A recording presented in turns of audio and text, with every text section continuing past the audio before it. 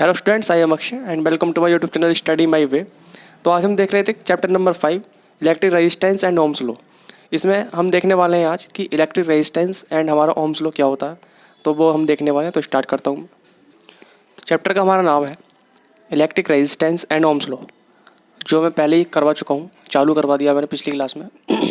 इस क्लास में हम देखने वाले हैं कि इलेक्ट्रिक रेजिस्टेंस हमारा क्या होता है। तो सबसे पहले हम इसकी डेफिनेशन देखते हैं कि the ratio of potential difference to the current is called the electric resistance R of the conductor. कि हमारा जो इलेक्ट्रिक रेजिस्टेंस है वो क्या होता है, रेशियो किसका, पोटेंशियल डिफरेंस एंड करंट का। पोटेंशियल डिफरेंस एंड करंट का रेशियो क्या कहलाता है, इलेक्ट्रिक रेजिस्टेंस कहलाता है। अगर मैं बात करूँ कि इलेक्ट्रिक रेजिस्टेंस होता क्या है, तो इलेक्ट्रिक रेजिस्टेंस अगर किसी भी वायर में कोई करंट फ्लो हो रही है, कोई वायर है उसमें कोई आई करंट फ्लो हो रही है, तो ऐसे तो वायर में कितनी भी करंट फ्लो हो सकती है जिससे कि वायर क्या ज़्यादा हीट हो सकता है। इस वायर की हीटिंग को रोकने के लिए हम जो है इलेक्ट्रिक रेजिस्टेंस का यूज़ करते हैं आर का, कि इसमें एक लिमिटेड करंट फ्लो हो। तो ये जो रेजिस्टेंस है एक लिमिटेड करंट को ओवर करता है, यानी लिमिटेड करंट एंटर करता है वायर के अंदर। मान लो अगर रेजिस्टेंस नहीं हो किसी के वायर के अंदर तो अनलिमिटेड करंट फ्लो होगी, जिससे कि वायर में हीटिंग होगी और वायर बर्स्ट हो सकता है। तो ये आपका रीज़न था कि इलेक्ट्रिक रेजिस्टेंस कहाँ हमारा यूज़ होता है।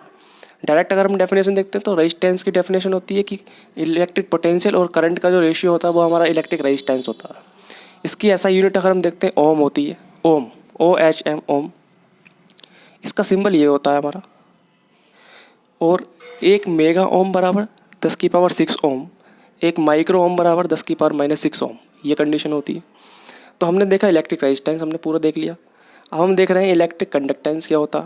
तो इलेक्ट्रिक कंडक्टेंस क्या होगा, जो अगर हम इसका रेसिप्रोकल कर देते हैं, यानी अगर मैं I/B कर देता हूँ, इसका रेसिप्रोकल कर दे रहे हैं, तो अगर हम कंडक्टर का रेसिप्रोकल कर दें, उल्टा कर दें, तो हमारा इलेक्ट्रिक कंडक्टेंस निकल कर आ जाता है। इसकी ऐसा यूनिट होती है ओम, तो इसकी ऐसा यूनिट होती है ओम का इन्वर्स, यानी इन्वर्स, यानी इससे कह सकते हैं 1/ओम। एक तरीके से 1/ओम, ओम को ऊपर लेकर आए यानी ओम का इन्वर्स। एक यूनिट इसकी होती है साइमन, SIEMEN, एक यूनिट होती है साइमन। तो इलेक्ट्रिक कंडक्टेंस क्या होता है, किसी भी रेजिस्टेंस का रेसिप्रोकल क्या होता है, इलेक्ट्रिक कंडक्टेंस होता है। इसकी यूनिट होती है ओम इन्वर्स और इसका दूसरी यूनिट होती है साइमन, आप देख सकते हैं इसे। अब हम यह देख रहे हैं ओम्स लॉ। हमने इलेक्ट्रिक रेजिस्टेंस देख लिया, अब हम देखने वाले ओम्स लॉ हमारा क्या होता है।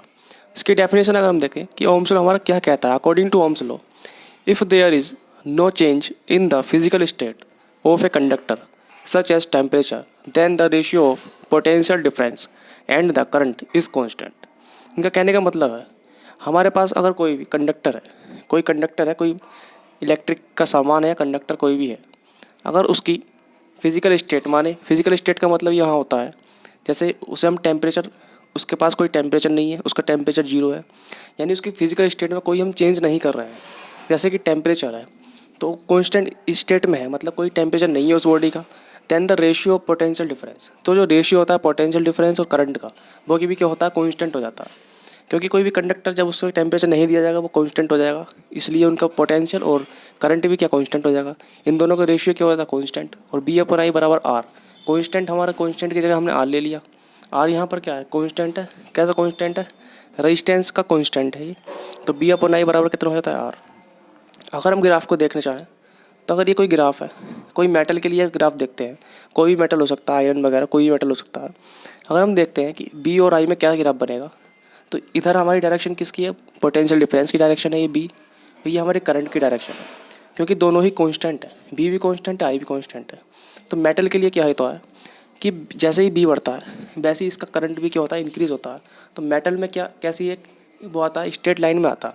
मेटल में कैसा ग्राफ बनता है, स्ट्रेट लाइन का ग्राफ बनता है।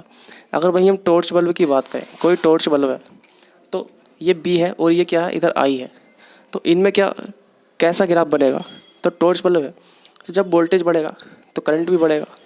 तो शुरू में तो स्ट्रेट लाइन रहती है, लेकिन बाद में क्या होता है, कर्व में आ जाता है। टॉर्च बल्ब में क्या होता है, बाद में जो कर्व में बन जाता है। तो ये टॉर्च बल्ब का ग्राफ होता है और ये आपका मेटल का ग्राफ होता है। और ओम्स लॉ आपका ये होता है कि B/I बराबर क्या होता है, कांस्टेंट होता है, आप देख सकते हैं। और आपको इन दोनों से रिलेटेड कोई डाउट है कमेंट के माध्यम में शेयर कर सकते हैं। वीडियोस को ज़्यादा से ज़्यादा देखने के लिए चैनल को सब्सक्राइब करें, शेयर करें and thank you for watching.